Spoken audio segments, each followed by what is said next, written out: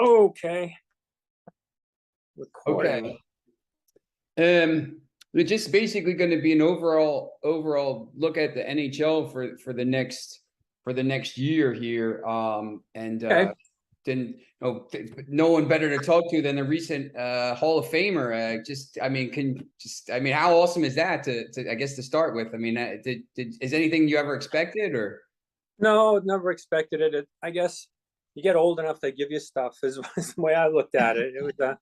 It was nice because you know get recognized by the people that you worked with.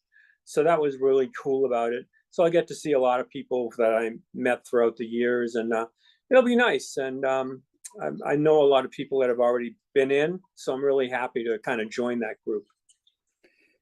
Just to look back at last year really quickly. I mean, the NHL is pretty much designed to maybe have some different teams come. Obviously, Colorado came through and won it, but what can you say about what this Tampa Bay team has done? 3 years, three straight conference titles, two Stanley Cups, and I'm really they made a run of that last year, and I think no one really gave them a chance to give Colorado any kind of thing there. But this Tampa Bay team, I mean, do you expect them to keep rolling this year? I don't know how they can continue to do it. It is amazing in a salary cap age that they've managed to do it. I mean, goaltending, but Stamkos, the guys that their team leaders continue to push, and you got to give the coach credit for Cooper for just getting them all on board all the time, and they've done it through pandemic, coming out of it. So I suspect that they'll be one of the contenders at the end, but for the life of me, I can't believe that they'll be able to do this again and get through the real tough waters that are going to be in the East there. And obviously Colorado, I don't, they went out in the first two rounds, the 2 years before that, but as very high seeds, the top seed the year before, and they finally broke through last year, and they're just so good. Do you kind of see them being another a team where maybe this could be sustainable for a couple years here? It'd be sustainable in terms of you've got a chance. I mean, the Stanley Cup is so difficult. We just mentioned Tampa to go back to back, and I know that they lose a player. That goaltending switched a little bit, a lot, and you lose a cadre, but you sign your best people. You were able to get McKinnon at a huge number, but still to keep things in place. So I got to think they're going to come in as the odds-on favorite to win this thing again. But boy, I haven't watched so many teams try to repeat, and with everything that's gone on out west and who's getting better, I don't know that I would think that they're a lopsided favorite, but I certainly list them as the favorite.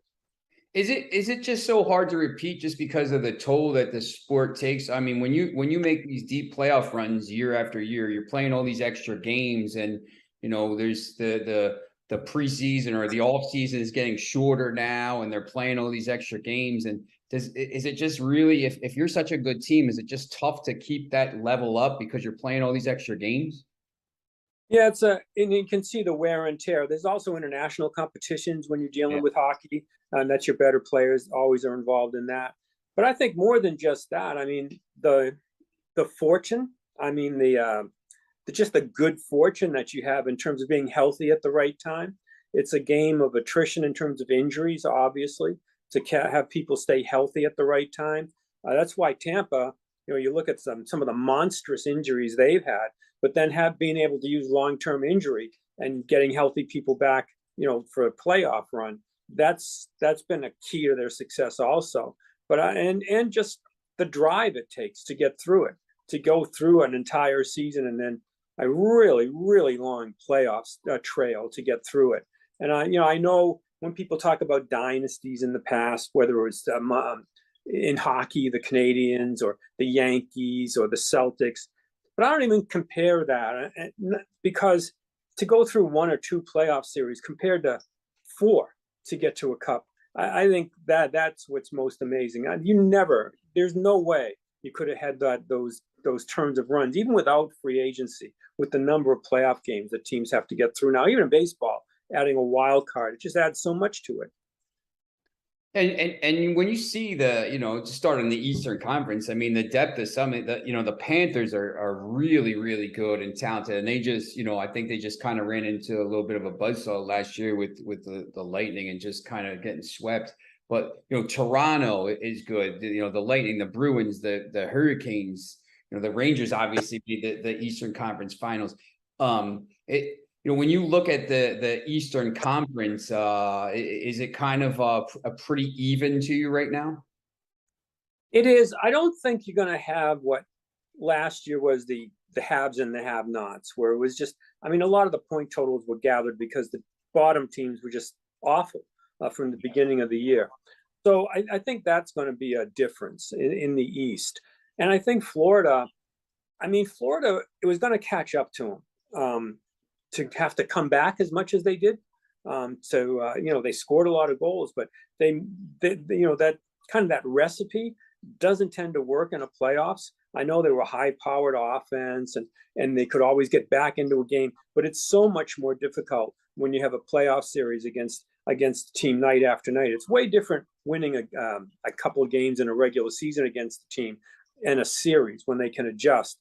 So, I mean, I think Florida, big trade that they made. And I think what you saw there was they knew that they had to change their chemistry a little bit in terms of postseason. I mean, you look at it, it's amazing to have changed the coach, have a coach go down as one of the finalists, the twin coach of the year, and then change coaches after the year to get through. And now to go get a guy like a Tkachuk, who's not going to have the same numbers probably, but certainly is going to have the grit that I think is going to take to get through any playoff series. I have a couple of friends who are Toronto Maple Leafs fans, and I always, I never know what to say to them. And, when it gets to the playoffs, there's some group chats where we talk, one guy's an Oilers fan and they had a decent year for the first time in a while. This Toronto team, they're so good in the regular season. At some point, do you think they break through and make a run? I mean, could it be this year? Could have been last year, the year before. I mean, it's just it's an alarming thing to watch to see the level of talent that they have. And then you go back, and somebody said when Chara retired, he was on the last guy to play on a team that the Leafs beat in the playoffs and around. So I mean, it's such a long time. And yeah, they do have the talent, and they seem to have leadership ability to a certain level. And they run up against good teams and then they manage to score goals. But I wouldn't even bet the Canadian money on them. just because of everything that's kind of built up there. There are certain teams until the Red Sox broke through. It was like, well, that curse or whatever. And nobody. You don't want to believe in that type of thing, but I'll tell you that the media market that Toronto is, the fan reactions, the weight that goes on your shoulders as a Leaf player, never mind regular season into the playoffs is tremendous. So whoever manages to get it, it's you're the legendary coach to get through it. But I think they're going to be one of those teams, and I think any series that they're in, it's going to be tough to beat them. But it's one of those things until they push through it. Even if they're ahead 3-0 in a series, you're like, I don't know, something's going to happen to them. Something's absolutely. And to me, you better win because you get the whole Austin Matthews thing coming up. Is he going to want to stay there if it's one of those things where it looks like it's just never ever going to happen in Toronto? Yeah, definitely. I know he won a few of the awards last year. I think he won the Lindsay and the Hart Trophy. What do you see him as one of the guys that near the top of the these awards again next year? Obviously, Connor McDavid, this points leader, so many good players. Yeah, he'll be one of them. I mean, ultimately, maybe he's the greatest. Turn into the best American ever. We'll see, but he will certainly be one. I mean, his ability to do everything is just incredible when you watch them play, and to come in and have those expectations on you. And doesn't seem to have bothered him to come in and every expectation on you, and you kind of come through with tremendous flying colors, I guess you'd say, to come in and get through it. So no, he's going to be one of the top 3 players in the league for decade to come. Yeah, when you compared with a McDavid, when you compare to a Makar on defense or whatever, he's going to be in that conversation for a long time to come, save injury. It's not the individual that's the problem there. It's just coming to grips with everything that goes with the weight of being a Maple Leaf going into the playoffs. When you look at the Metropolitan Division, I know with your work with the Flyers, there's, the Islanders didn't even make the playoffs last year, and they were the year before they were very good. The Rangers obviously good, the Hurricanes good, the Penguins, and the Capitals. Who do you see? Do you see the Hurricanes near the top there? And what, do you think the Flyers could maybe make a look? Obviously, they're just such a bad year last year, but obviously new year, maybe hopefully new team and stuff like that. Yeah, well, the Flyers, I mean, they had struggles coming in. They got Tortorella as a coach, so you're hoping he brings out some more competitiveness, more physical play. But I mean, they're already doomed again with injury. Couturier, their number one centerman, probably maybe gone for the year. Another back problem after back surgery this summer. And then Ellis looks like he's going to start the season on long-term injury again, or long-term injury this time. Perhaps he's going to need surgery. So the gods haven't been good in terms of health for the Flyers. I think when I look at that division, I actually think they may not be a favorite, but they might be the best value in terms of who's going to be the last team standing, and that would be the Rangers. They made great strides last year, despite the fact that the underlying analytics numbers weren't that good early. But hockey defies that with a goaltender, and their goaltender, Shesterkin's terrific. I mean, for the fact that a team can lose Lundqvist, maybe one of the great goaltenders of his generation, and then not come up with not one but two, Georgiev, who they traded to Colorado, to come up with a couple of goaltenders, to have a defenseman like Fox that wanted to play there. And to have some of the, Lafreniere is probably going to be a very good. I thought he's better than his numbers last year when you have a young players coming along, and then you've got the big hitters that come in. You get Trouba now your team captain, and he added physicality to it. I really, really like the Rangers. I know they blew their chance last year. I thought when they had a lead, couldn't clamp down, but I really think they gained tremendous experience through that. And their young players especially gained experience through that. And their goaltending is among the best in the league. So although you want to say, well, there's that handful of favorites, if you look at that next level and say, well, if you had to surmise the non-lock type of team, I would say it's the Rangers. This is just kind of a little bit of a general question, but just the Hurricanes and Panthers and Lightning, obviously you've been around the game for a while here. I mean, could you have ever imagined the growth of the sport in some of these places maybe that weren't natural hotbeds where, the Panthers and the Lightning obviously have been so good for a while. The Hurricanes, obviously some of the teams out West, is it something that's surprised you if you thought back 25, 30 years ago, or is it something that maybe just the natural evolution of the game and into markets, and there's this kind of hunger for it in some markets? I'm surprised at some of the, like Tampa, that it's not just you have to win, though they're winning. That surprised me a little bit, but once Gretzky went to LA, it kind of changed everything. And you look, we're talking Austin with Matthews, talking about a kid out of Arizona. Yeah. And I see so many players now coming out of California. I mean, it's a very, compared to other sports in terms of participation, it's a plus as opposed to many other sports. It's an expensive sport, so that's a problem. But once a family's involved, they become fans for life, which is why some of those programs are so important throughout, which is why when you have Dallas to have the programs that they have for kids, and Dallas, they won a cup. You have to have success in many, many markets. Yeah. Carolina. But I think when I look at it, because the game is so good live, and that you can get people once they come out, you got your hook in, so to speak.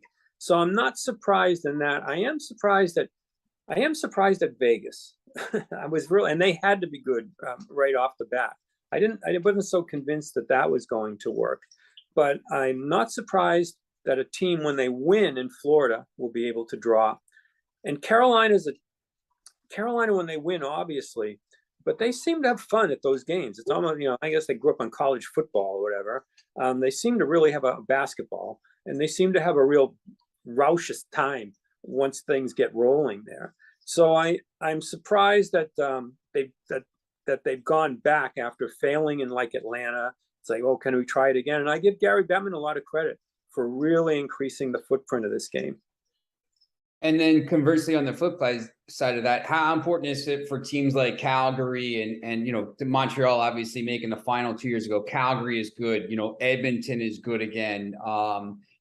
Vancouver just missed out on the playoffs. How important is it for kind of the originals, the Canadian teams to kind of be good? The Rangers obviously to be good as well. Well, I mean, in terms of, Canada's, to me, pretty much sold on the sport. I mean, it's their bread and butter. It's remarkable to me. It's been so long since they've had a Canadian, kind of raise the cup, which is why the expectations in Edmonton are so great when you've got a generational player landing there. So, I mean, it's important also because I think one of the real amazing stories this past summer when Johnny Gaudreau basically, leaves, and then Tkachuk makes it clear he doesn't want to be there. I think there's a little fear there that if you're going to be a Canadian market, it might be tough to keep your guys that aren't Canadian that are going to say, well, do I want to stay there? We mentioned Matthews. Do I want to stay in Toronto? Do I want to go to Montreal? Do I want to deal with all the different language, different country that I have to live in? So I think that's important for those teams. I love, covering the sport. I love going to Canadian cities because the interest was huge. It was like Monday Night Football every night that the team was playing. So that's critical. And for the league, although the parity's terrific, but I don't know that a team has to win it every year. But I do think it's important for your larger markets, your New York, Chicago, Boston, Philly, to have some presence in the playoffs. I think especially for television, that really helps. I'm not saying they got to win it every year, but I think when you go into a season and you think, boy, that could be big, I think that certainly benefits everybody. Do you looking out west a little bit, is there some kind of team that maybe missed the playoffs last year that you might see? And the West is really tough. It's just so competitive. There's some pretty decent teams that Vegas, 43-31-8 and didn't even make the playoffs last year with 94 points. Is there any kind of team you see maybe kind of making a run into the playoffs this year? Well, it would be Vegas. If Eichel, you're talking about a guy that didn't really have a season after the, getting moved there and then the back surgery. And, they've kind of muddled things up with their goaltending. They make so many. George McPhee's done a terrific job, obviously, out there for success so early. But boy, they move people in and out. I just think that it's going to be hard. It was harder to get a chemistry. But that would be the team everybody's obviously gonna point toward. I love Anaheim's young energy. Zegras out there, the kids that they have, they could be a team that causes people problems. They're not mature enough. It doesn't look at this point, but my Lord, they've got some talent and they can just wheeling on you. And I think that's a team you'd certainly pay some attention to. But it is tough out there. St. Louis is a solid team. And Chicago is going to be at the other end. So where's Patrick Kane going to end up at the end of the year? So there's all kinds of movement that may take place out west there. And you're all chasing, we mentioned him earlier in the show, and we're all chasing Colorado. So if you want to, I don't know if there's going to be a real surprise. I think people will be surprised that Calgary could be better than they were last year, despite a couple of guys moving on. I really like the moves they made. I actually think I love the deal. The deals they made to bring in players. Huberdeau could, guys who can score some goals. Weegar, I thought I always thought as an underrated defenseman. I think a real terrific defenseman. So I really think that they've made some really great moves out there because they were forced to. I guess some people say, well, you moved sideways a little bit, but I think there's going to be a determination there and a coach to get the most out of them. So it could be a surprise there, but boy, when you're going to try and knock off that king in Colorado, it's going to be tough. Yeah, and I mean, when you look at some of the win-loss records for these teams, that were, down the playoff seedings. I mean, the Blues are 49-22 and 10 points behind the Avalanche, and Dallas was pretty good and obviously made a Stanley Cup a few years ago. Coming out of the West, I guess, it's a pretty tough accomplishment just getting out of the West to get to the finals at this point. Well, yeah, just ask Colorado before they got out what it takes to get through there. I mean, that's what, and St. Louis, I thought they outplayed Colorado one game, but I mean, it's tough for them to match up. They're a heavy team, and they're going to play a heavy game.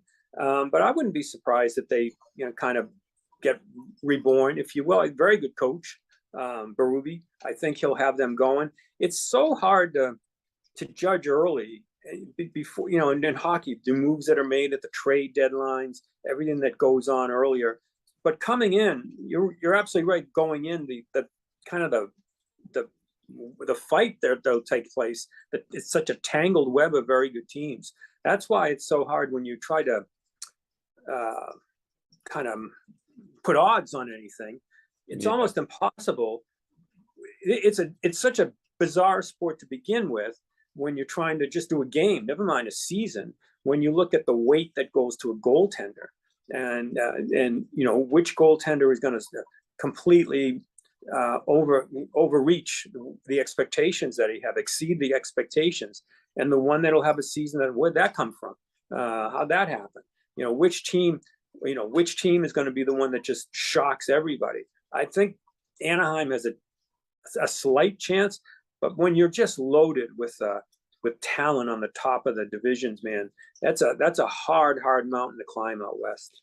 I think you talked a little bit about this, but I'm not sure fans understand how hard it is to win 1 7-game series in a playoffs, let alone 3 to get to a Stanley Cup Finals, let alone 4 to win I mean, I think that's why people are so enamored by what Tampa Bay's done. But how hard is it just to win 1 playoff series when you're playing these games and these teams are just so even and just. I mean, really, a bounce of the puck could change it. Yeah. But just all you got to do is ask the Leafs what to take. Terrific teams that they're not unable to kind of punch through. You look at one of the great stories of a generation was the Rangers winning a cup. Well, they were one game away from not getting through the Devils. It's what can happen in a playoff series. The bad call that goes against you. Just injury that happens. That's why this sport, when you go in, you want to be loaded up with defensemen. You want to have 7, 8, 9 deep if you have to, just in case something happens. And it's come to the point now where you wonder about, do you have to have the 2 good goaltenders because of the way the schedules go right now? Do you have to have a couple of those? You have to have guys willing to buy in to the defensive end, and that's why I mentioned with Florida. You have to have guys that are willing to buy into the defense that wins a playoff series. You look at Tampa, you look at all the big names that you had, and then you realize that when they do win the cups, a lot of times it's the third liner, it's those other guys, the depth guys that really played a big role at the end. And that part of it is that the leadership in the team includes them in everything throughout a season. That you can't have a team that just the top two line guys and the top pair of defensemen are sort of separate. You have to have everybody included in it to manage to go through. That's why that coaching job it did in Tampa was just so terrific. And you have to have a general manager and a front office that knows how to deal with the cap to get those people in. Pittsburgh does it one way by having their star players, bringing the band back together again. And then you have to go out and find the Gensels and players like that to be able to come through. And that's the only way to get through not just a regular season, but a playoff series, that you have guys that have played enough in the regular season and can be counted upon when you go into that playoff series. And it's like 4 more seasons to get you to the top. So basically, last question here. Do you have any way too early predictions here for either division titles or Eastern Conference, Western Conference, Stanley Cup, anything like that? I'll stick with the Rangers. And I know that it won't be, it's not going to be the popular pick anywhere, but I was thoroughly impressed with what they did last year. I don't think they're satisfied at all. And I think that their goaltending is better than even some people think to get through it. So I like the Rangers there, and I do like Colorado because it took them so long to get to that top, because they went through so much. I think a lot of that, in addition to last year just winning it, I think a lot of what they went through previously in not being able to get through the 2 rounds, and they kind of that lesson will stay with them. And their top end guys, save Kadri, unable to stay there. And maybe, I'm a New England guy, to have a defenseman like that I haven't seen probably since Orr in Makar to come in and play like that. So I wouldn't be surprised if that's the pairing come the end of the year. But God, in this sport, to try to predict anything this far in advance, good luck, and good luck to you. All right. Thanks for your time today. Okay, no worries. Thank